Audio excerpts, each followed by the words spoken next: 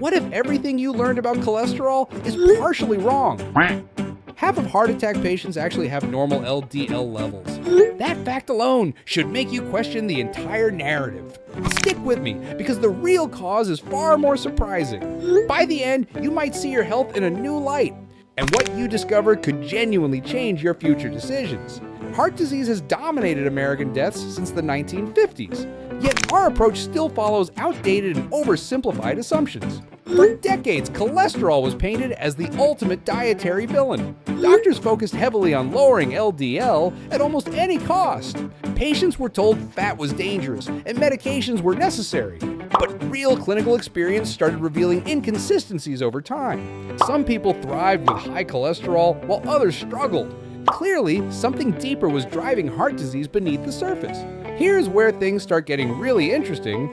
Traditional cholesterol tests actually miss the most important details. They measure weight, but ignore particle size and particle number.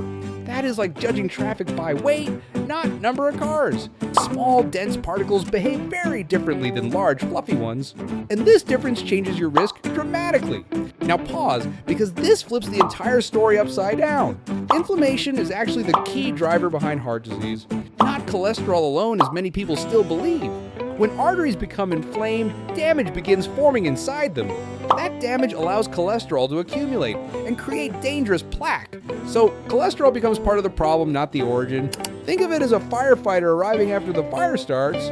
Blaming cholesterol alone misses the entire underlying cause. And that cause often begins with metabolic dysfunction. This includes insulin resistance, prediabetes, and excess belly fat.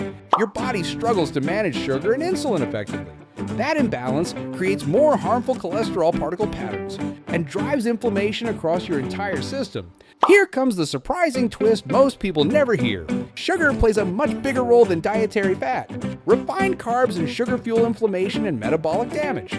That leads directly to higher heart disease risk over time. Not all fats behave the same inside your body. And context matters far more than simple good versus bad labels. If this is making you rethink things, you are not alone. Many viewers realize their health story suddenly makes more sense. That moment of clarity is where real change often begins. And staying curious might be the best decision you make. Because what comes next connects even more important dots, especially when we talk about the right lab markers. ApoB is one of the most powerful predictors of heart risk. It reflects the number of harmful cholesterol particles in circulation. More particles mean more chances to damage artery walls. Another important marker is lipoprotein. This one is largely genetic and often overlooked completely. Then there is C-reactive protein measuring inflammation levels. Higher levels signal increased risk, even with normal cholesterol. Here is the kicker.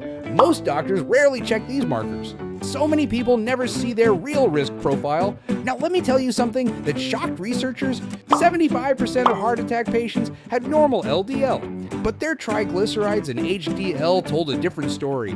This ratio reveals insulin resistance quickly and effectively. A higher ratio signals higher metabolic risk and inflammation. Even if traditional cholesterol numbers look perfectly fine, pause again because this part really matters. You can appear healthy on the outside, yet be metabolically unhealthy.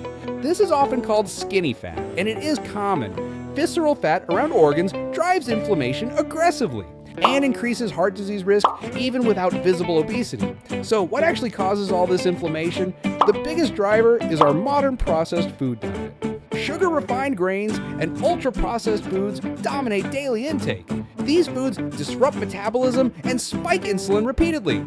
Over time, that creates chronic internal inflammation, which sets the stage for arterial damage and plaque formation. Now here's the empowering part. You can change this. Start by focusing on whole, unprocessed, nutrient-dense foods.